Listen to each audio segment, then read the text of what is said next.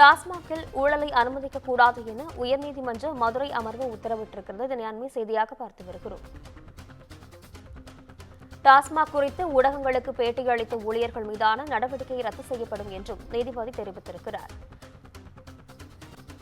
இதுகுறித்தான முழுமையான விவரங்களுடன் செய்தியாளர் சிவகுமார் இணைப்பில் இருக்கிறார். வணக்கம் சிவகுமார், விவரங்களை பதிவு செய்யுங்கள். டாஸ்மாக் நிறுவனத்தில் நடைபெற்ற ஊழல் குறித்த ஊடகங்களுக்கு பேட்டியளித்த ஊழியர்கள் மீதான நடவடிக்கையை ரத்து செய்து தற்போது உயர்நீதிமன்றம் மதுரை கிளையானது உத்தரவு பிறப்பிச்சிருக்குதுங்க.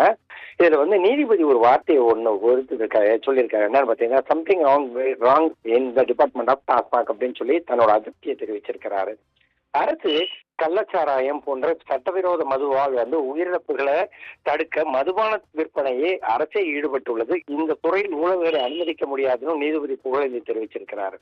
மதுரையை சேர்ந்த மாயக்கண்ணன், முருகன், ராமசாமி ஆகியோர் உயர்நீதிமன்ற மதுரை கிளையில மனு தாக்கல் செஞ்சிருக்காங்க. அதில் மதுரை மாவட்டத்தில் டாஸ்மாக் விற்பனையாளர்களாக அவர்கள் பணிபுரிந்து வருவதாகவும் டாஸ்மாக் நிறுவனத்தில் நடைபெற்று வரும் மாமூல் வசூல் குறித்து புகார் அளித்திருந்தோம். ஊடகங்களையும் பேட்டி கொடுத்திருந்தோம். இதில் டாஸ்மாக் நிறுவனத்துக்கு களங்க ஏற்படுத்தும் வகையில் ஊடகங்களுக்கு பேட்டி அளித்த காரணமாக எங்கள் மீது பணியிடை நீக்கம் செய்து டாஸ்மாக் மேலாளர் உத்தரவிட்டுள்ளார். இந்த உத்தரவானது சட்டவிரோதம்னும் இந்த உத்தரவை ரத்து செய்ய வேண்டும்னு மனு தாக்கல் செஞ்சிருந்தாரு. இந்த வழக்கானது நீதிபதி புகழேந்தி முன்பு இன்னைக்கு விசாரணைக்கு வந்தது.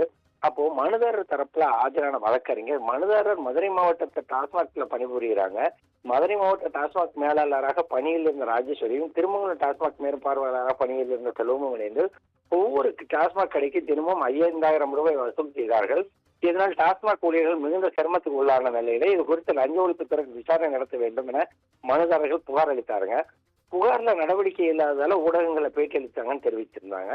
இதனைத் தொடர்ந்து நீதிபதி பிறப்பித்த உத்தரவுல மதுரை மாவட்ட மேலாளர் ராஜேஸ்வரி மற்றும் ஊழியர் செல்வம் ஆகியோர் இணைந்து வசூல் வேட்டை நடத்தியுள்ளனர். இது குறித்தும் அவர்கள் உரையாடல்களையும் லஞ்ச ஒழிப்புத்துறைக்கு மனுதாரர்கள் அனுப்பியுள்ள நிலையிலையும் இந்நிலையில மனுதாரர்கள் ஊடகங்களுக்கு சென்று பேட்டி அளிச்சிருக்கிறாங்க.